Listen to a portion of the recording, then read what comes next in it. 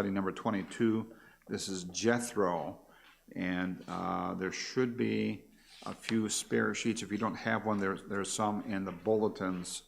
In the bulletins back there. I forgot to get them out of there in the pocket. There we go.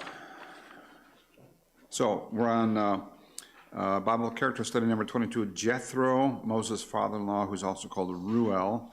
And I'm going to read a couple of verses for us out of Exodus chapter 2. Exodus chapter 2, and we're looking at verse 15. I'll read through verse 22. Exodus 2, starting at verse 15.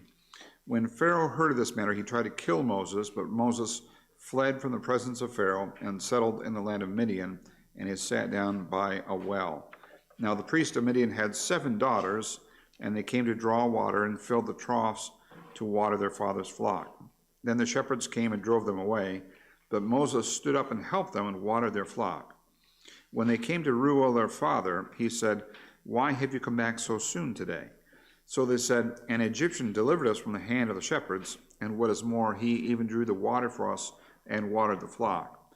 He said to his daughters, "Where is he then? Why is it that you have left the man behind? Invite him to have something to eat." Moses was willing to dwell with the man, and he gave him his daughter Zipporah to Moses.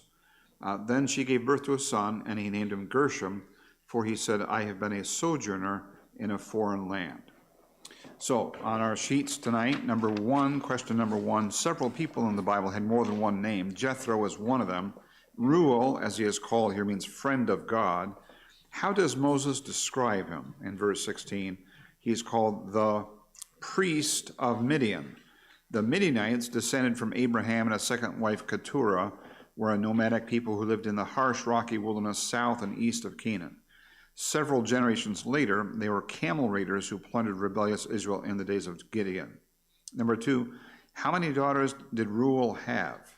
7. Reuel also had at least one son. Out of Numbers 10, what was his name? Hobab. Hobab. What a great name. We have some pregnancies in the church family right now. Yes. No, if you're looking for a unique boy name, what could be better than Hobab? Don't you think? Just keep it in mind. So Hobab. Number 3, Reuel is called the priest of Midian in 3:1 as well. Before the giving of the law in Exodus 20 and the consecration of Aaron and his sons as priests, who else functioned as priests? Out of Genesis and Job, the heads of households and the rulers or kings of cities. Number 5, in addition to being a priest, what else did Reuel do? He kept flocks of sheep. Number 6, although the girls initially thought Moses was an Egyptian, as he was probably wearing Egyptian clothing and eye makeup, what sort of decision had Moses made about the wicked culture he had been adopted into?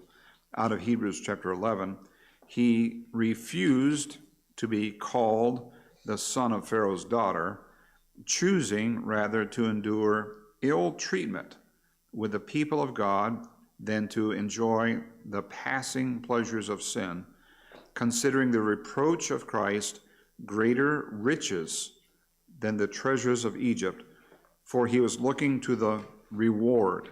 With endurance he sought him who is unseen. Interesting, that last phrase there. He sought him who is unseen, referring to God, obviously. Number 7, besides giving him lodging, what else did Reuel do for Moses? He gave his daughter Zipporah to Moses in marriage. Number 8, based on what we know of Moses' character from Hebrews chapter 11, what can we guess about Reuel's character through his decision to give his daughter to Moses? So he seems to have been a godly man, a man who knew God personally and was wise and wanted his daughter to have a marriage to a godly man. Number 9, 40 years have passed. Moses is now 80 years old, and his sons are probably now adults. Moses contributes to the family he is married into by shepherding his father-in-law's flock. Moses' father-in-law is now called Jethro in Exodus 3:1, which means his excellence. It's possible this is a title rather than a name. similar to calling a judge your honor. After God commissioned Moses at the burning bush, Moses asks his father-in-law for permission to return to Egypt. Why would Moses do this? All right, wanted to check on the children of Israel. Certainly that's true.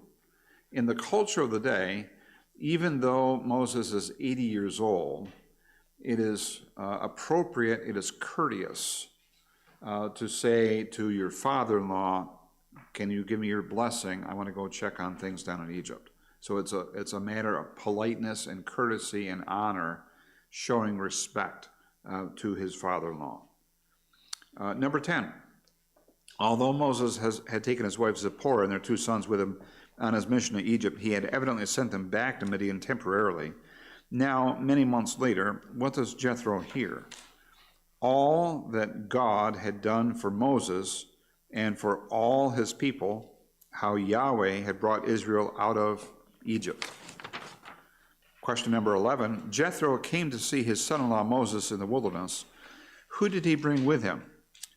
Moses' wife Zipporah and their 2 sons Gershom and Eleazar. And number 12, where did this meeting happen?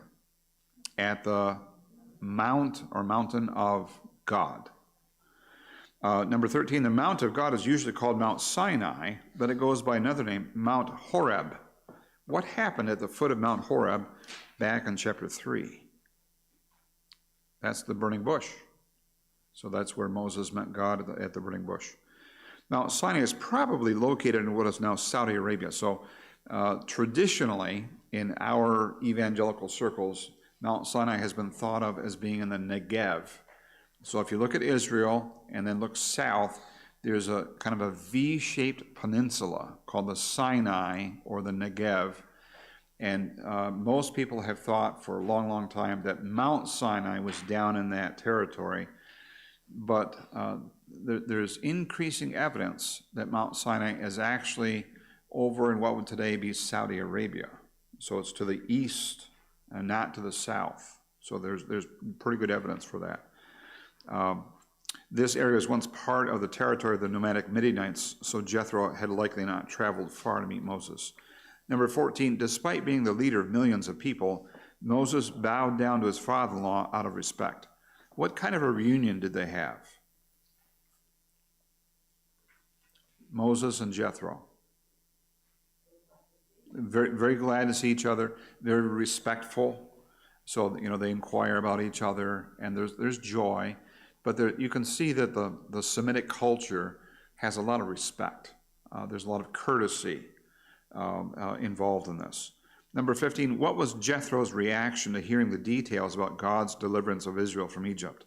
He rejoiced. So just based on your reading of these texts in Exodus, would you say that Jethro knew God? Yeah, I think so. I think he was a believer, and very, very interesting that he comes from a very different tradition. He's not a Jew. Jethro is not a Jew, but he did know God. And so when he sees what God has done through Moses and for the Israelites, he is just really excited. He's rejoicing. Number 16, what did he say? Blessed be Yahweh who delivered you from the hand of the Egyptians and Pharaoh. Now I know that Yahweh is greater than all the gods. Indeed, it was proven when they dealt proudly against the people. So he's summarizing what Moses has just told him about all the plagues of Egypt and the Red Sea and the deliverance. And so Jethro is saying, I know Yahweh, I know God, and he has proven his power, and he's shown himself to be a deliverer. Number 17, what did Jethro do next? He took a burnt offering and sacrifices for God. So again, remember that he's called a priest of Midian. Now, this is interesting because the priesthood is going to get established in the book of Exodus. The Levitical priesthood hasn't happened yet, but Jethro is said to be a priest. Very, very interesting. So there is some understanding before the law that there is a right way to worship God, and there's an appropriate offering to give to God, and so on. And so Jethro is acting as a priest. Number 18, what did he share with Moses, Aaron, and all the elders of Israel? A meal. So they ate a meal together. Now, why would that be a big deal? Why is that even recorded in the book of Exodus? So, no, go ahead. It was often when a covenant was made, Sharing food, sharing bread, sharing, breaking bread together, having a meal together is a sign of great friendship and unity and camaraderie and even a covenant, saying we're tight with each other. We're going to look out for each other. And so this is a covenant bond. This is a very important occasion. Number 19, the next day Moses returned to work and sat to judge disputes among the people of Israel from morning until the evening. What did Jethro say about this? The thing that you are doing is not good. You will surely wear out both yourself and the people, for the task is too heavy for you. You cannot do it alone.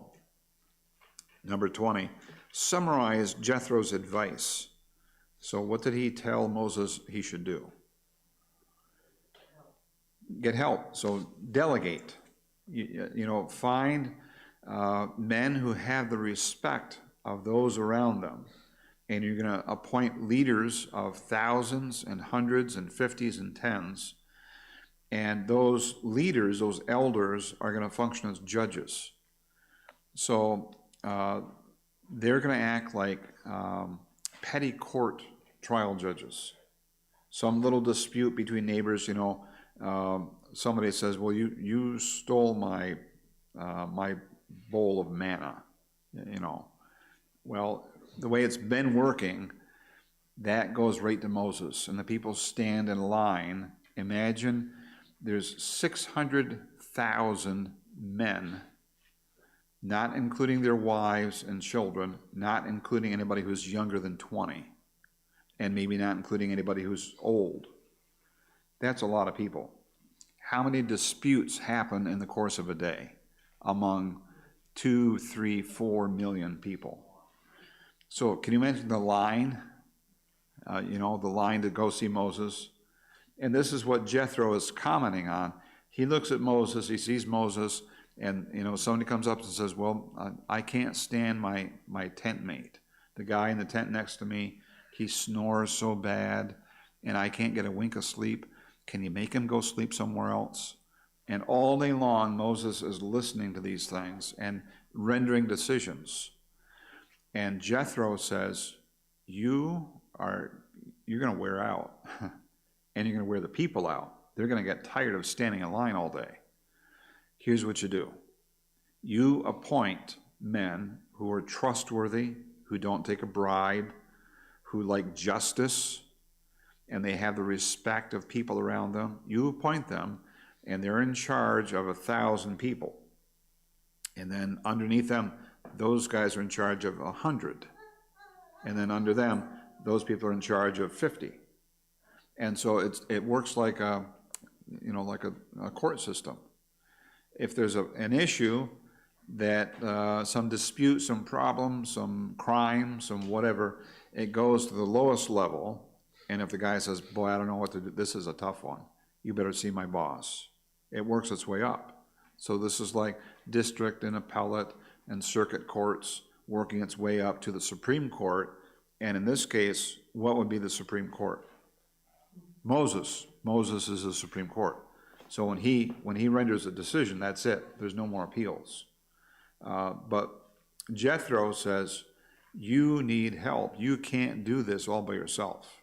So delegate, spread out the authority, spread out the responsibility, and get some help. So number 21, did Moses follow his father-in-law's advice? Yes, he did.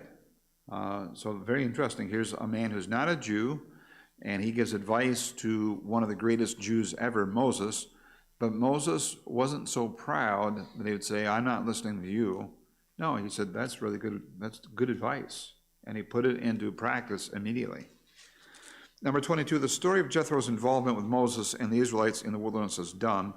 but his story has an interesting postlude. While Jethro had returned home, who did Moses ask to serve as Israel's guide in the wilderness? Hobab, the son of Ruel. Hobab, the son of Jason and Jess. No, okay. They're not impressed. I don't think they're going to go with it. So Hobab, that would be Moses' brother-in-law, is now going to serve as the guide through the wilderness. Number 23, what group of people accompanied the sons of Judah from the city of palms, that's Jericho, to the wilderness of Judah? In verse 16, the descendants of the Kenite, Moses' father-in-law. Although Numbers 10 doesn't record Hobab's answer, he apparently agreed. The word translated father-in-law can also mean brother-in-law, but either translation is correct. So what have you learned from Jethro?